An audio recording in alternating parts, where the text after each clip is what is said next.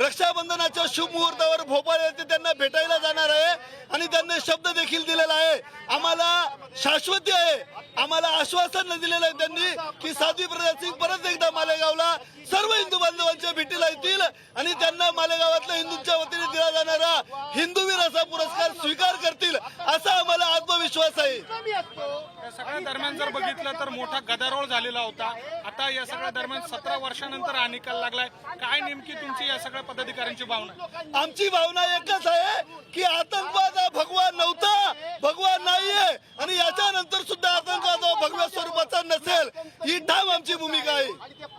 की या ठिकाणी हे सगळे हिंदू संघटनांचे पदाधिकारी आहे, हे या ठिकाणी आपली प्रतिक्रिया व्यक्त करतात, जल्लोष करतात मालेगावमध्ये बघायला मिळतोय। जवळपास 17 वर्षानंतर मालेगाव बॉम्बस्फोटाचा जो निकाल आहे तो आजच्या दिवशी लागला। यामध्ये जे आरोपी होते त्यांची निर्दोष मुक्तता करण्यात आलेली होती आणि त्या सगळ्या पार्श्वभूमीवर आजच्या दिवशी मालेगावमध्ये जल्लोष देखील बघायला मिळतो आणि साध्वी प्रज्ञा सिंह यांना पुन्हा एकदा मालेगावमध्ये बोलवलं जाईल। त्यांना जो सन्मान केला जाणार होता, त्यांचा जो एक विशेष पुरस्कार देऊन त्यांचा जो सन्मान केला जाणार होता तो देखील केला जाईल, अशा स्वरूपाची भूमिका या सगळ्या दरम्यान इथल्या पदाधिकाऱ्यांनी घेतल्याचं आपल्याला पाहायला मिळतंय। व्हिडिओ जर्नलिस्ट जय सावळेसह मी किरण ताजने, पुढारी न्यूज, मालेगाव, नाशिक।